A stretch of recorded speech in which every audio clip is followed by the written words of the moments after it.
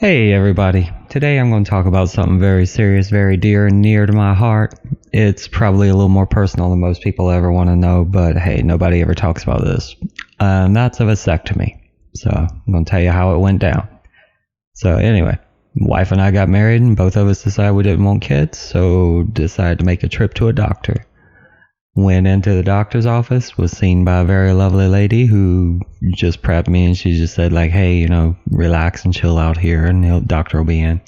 So he comes in and, fondles around down there and just kind of feels around and says, hey, you're fine. Everything's good. If you and your wife are okay with it, then we can schedule it for, a couple weeks from now and get it done. Just get in there and cut the vas deferens and hey, you'll be happy. No more babies after about a month.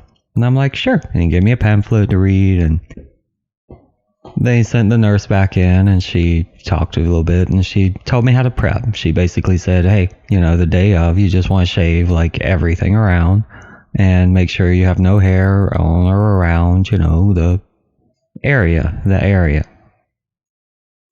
And then they gave me a prescription for Vicodin, and they told me to take it about an hour before the appointment, and, that I wouldn't remember a thing. I'd just come in, kind of go into a light sleep, and I'd be awake, but they said I wouldn't remember anything.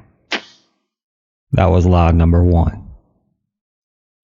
So we fast forward to the day before the appointment, and, I shave the area, and I go to sleep, get myself a good, nice 8 hours sleep beforehand, because I didn't know how bad this was going to be, and took my pill, an hour before, and went to the doctor.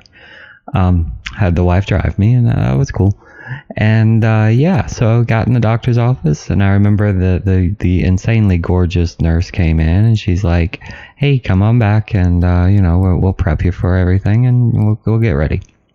So I remember going back to the room, and she told me, like, gave me a little bit of privacy and take off my pants and get everything ready. And then she's like, all right, now just keep your hands above your chest, and I'm gonna go to town on you.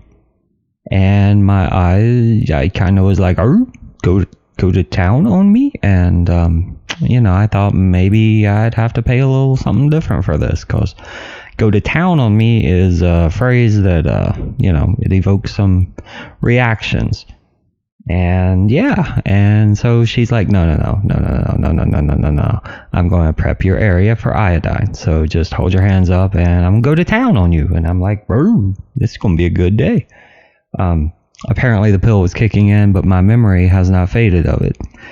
And so she goes to town and, preps everything. And, she's just basically wiping down with iodine or whatever that brown stuff is. And she calls the doctor in, and he comes in. And he starts, he comes over and he's talking about the weather and sports and stuff I don't care about. And he just starts pulling, and then he kind of sticks this little needle in. He's like, it's going to feel a pinch. And I admit it was just a pinch and no big deal. And next thing I know, he's like snipping away, and I hear pulling and tugging and a little ripping and possibly, a dog barking somewhere. And I'm laying there, and he's just chatting away, and everything's fine. There's like no pain at all until he brings in something. He performs something called insulfation, and that's where they stick a garden hose into your jubblies down there, and he turns it on full blast.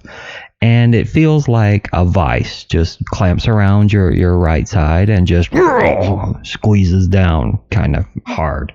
And it's not really that painful, but the pain escalates, and you don't know exactly where it stops.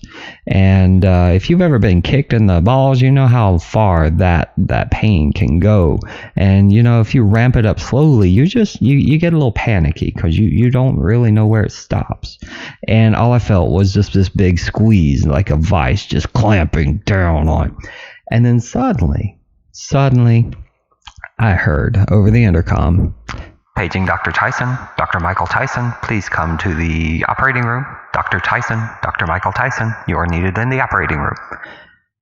And at that point, I think I kind of may have blacked out a little bit from the pain, but it was definitely like slapping your balls around between two 2x4s, just plah, plah, just plah.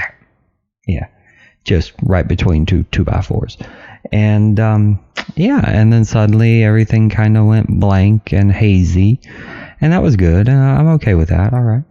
And yeah, so the next thing I know, he's sewing up and pulling and tugging, and Dr. Tyson has left the building, face tattoos and everything. Just I think he just walked in, gave one good punch, and there you go, just like a Tyson fight in the '90s.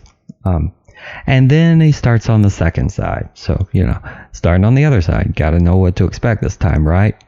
Wrong, absolutely wrong, just wrong. He starts the same thing, but whenever the vice clamp comes around and the garden hose shoved in, I swear to God, he went from a garden hose to a freaking fire truck monster thing. Just turned it in and 400,000 PSI, balls blasting right in my balls. And once again, I heard, Dr. Tyson, paging Dr. Tyson, you are needed in surgery. You are needed in surgery. Dr. Tyson, please come. And at that point, I swear, I think the pills were kicking in, because all I remember is seeing the tattoo face come in and feeling a little jubbly punch in there. And yeah, and then, suddenly the doctor's sewing up and he's still talking about the weather like nothing's happened, even though I'm laying on the table, splayed open and cringing and feeling my stomach just kind of go all the way up into my freaking throat. And the doctor's just wrapping up, no big deal. So I got my clothes back on, got my constricted underwear, and he's like, hey, go home, put some ice on here, and you'll be fine in a few days, but you'll have to bring a sample back in 30 days and make sure you're clean. Sounds good. I left on my own volition, walked out. My wife drove us to a Chick-fil-A where she proceeded to get me a buffalo chicken sandwich, which was awesome, except they wanted to put pickles on it. Don't ever put pickles on a chicken sandwich. That's just wrong. Pickles are wrong. They're evil. But as we're leaving Chick-fil-A, the drive-thru, this incredible pain just set in, and oh my God, it was incredible pain. I feel like it was Dr. Tyson's revenge, and he had walked in and literally had done like the biggest uppercut on my jubbles that you have ever seen in your life. Mortal Kombat put this in a move. In the latest Mortal Kombat move by Sonya Cage. Just a straight uppercut to the testicles. Just right in the balls. And I'm like doubling over whenever the pills should be kicking in. So I'm doubling over in pain, and this Vicodin or whatever Valium they gave me is kicking in. So I'm tired and I'm doubling over.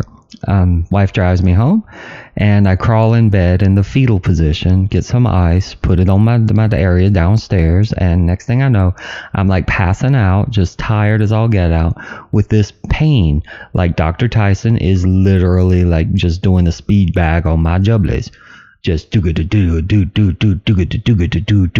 just pounding it, just keeps and it's throbbing.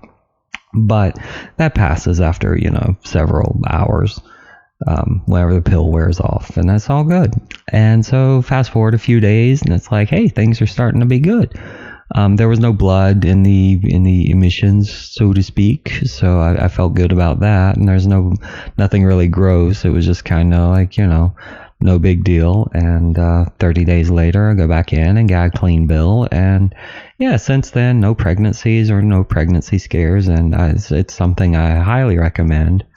On a pain scale of abscess tooth to uncapping the nerve chamber to cutting off my finger, it really was a little bit above like getting thumped in the testicles, where the pain kind of grows up a little bit and it just kind of creeps up into your throat.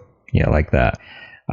Very sharp pain, long, dull pain. Couple days you'll be fine as soon as you forget that you did it. However, Dr. Tyson is still able to deliver a KO punch in about 8.5 seconds. Next thing you know, just one punch, done. It actually was more, I guess I should compare it more to the Muhammad Ali Phantom Punch, where he like rolls the guy around and then 3 seconds later the guy gets KO'd. Hit so hard, it took a while. And that's where this story's going to end. And I appreciate your listening. Thank a doctor next time, and y'all have a good one. Take care.